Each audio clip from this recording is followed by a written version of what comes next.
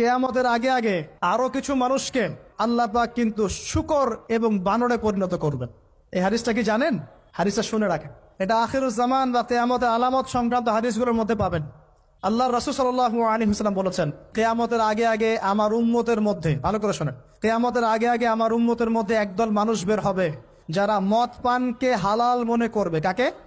মদ পান করাকে হালাল মনে করবে। যারা বাদ্যযন্ত্র, গায়িকা, নায়িকা এগুলো নিয়ে নর্তকী নাচাবে রাতের বেলা, এগুলোকে হালাল মনে করবে। যারা অশ্লীলতা, বেহায়াপনাকে জায়েজ করে নিবে। ঠিক আছে, এরকম কয়েকটা পাপের কথা বলে নবীজি বলছেন একদিন সকালবেলা আল্লাহ পাক তাদেরকে ঘৃণিত বানরে পরিণত করবে। এটা হবে সামনে, কখন কিভাবে হবে আল্লাহ ভালো জানেন। এবার আমি কনসেপ্টে চলে আসি। এই যে পৃথিবীতে নেমে আসলাম, তাহলে আমরা কোত্থেকে আসছি ভাই? আমরা কি পৃথিবীর অধিবাসী ছিলাম? আমরা জান্নাতে ছিলাম, ওখান থেকে আল্লাহ পাক পাঠিয়েছে। এবার পৃথিবীতে এসে আদম আলাইহিস সালামের যুগে খুব একটা দুর্ঘটনা ঘটে নাই, একটা ঘটেছে। কয়টা? একটা। ভাই হাবিলের কোরবানি কবুল হয়, কাবিলের অন্তর্দাহ হয়, জ্বালা হয়। কেন হাবিলেরটা কবুল হবে, কাবিলের কেন হচ্ছে না? এই হিংসার বশবর্তী হয়ে কাবিল হাবিলকে হত্যা করে ফেলেন। হত্যা করে লাশটা দাফন করার পদ্ধতিও তার জানা ছিল না। আল্লাহ কাককে পাঠালেন, কাককে দেখে সে শিখলো। প্রথম দুর্ঘটনা হচ্ছে হাবিল কাবিলের দুর্ঘটনা।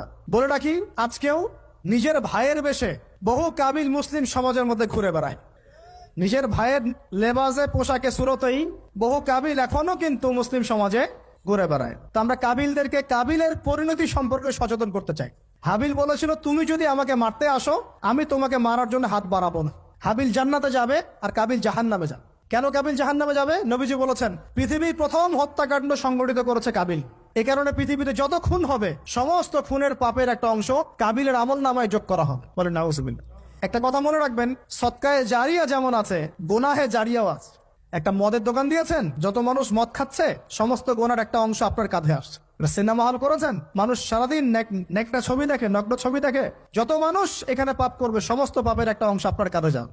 আবার একটা মাদ্রাসা করেছেন, যত মানুষ এখানে দ্বীনি ইলম শিখবে, এই নেকির একটা অংশ আপনি পাবেন ইনশাআল্লাহ। মরে গেলেও কবরে পাবেন ইনশাআল্লাহ। আল্লাহ পাক আমাদের সবাইকে সদকায়ে জারিয়া করার তৌফিক দেখ, গুনাহে জারিয়া থেকে বাঁচিয়ে রাখুন।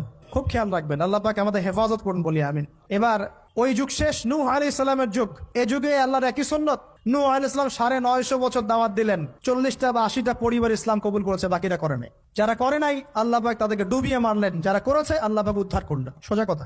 আজকে সারা পৃথিবীতে যত মানুষ আমরা বেঁচে আছি না, আমরা কোনো না কোনো ভাবে ওই 80 পরিবারের সদস্য। আমরা ভাই ভাই, আমরা ওই ফ্যামিলি, 80 ফ্যামিলির অন্তর্ভুক্ত। কিরকম করে? নূহ আলাইহিস সালামের 4 সন্তান ছিল। কয় সন্তান?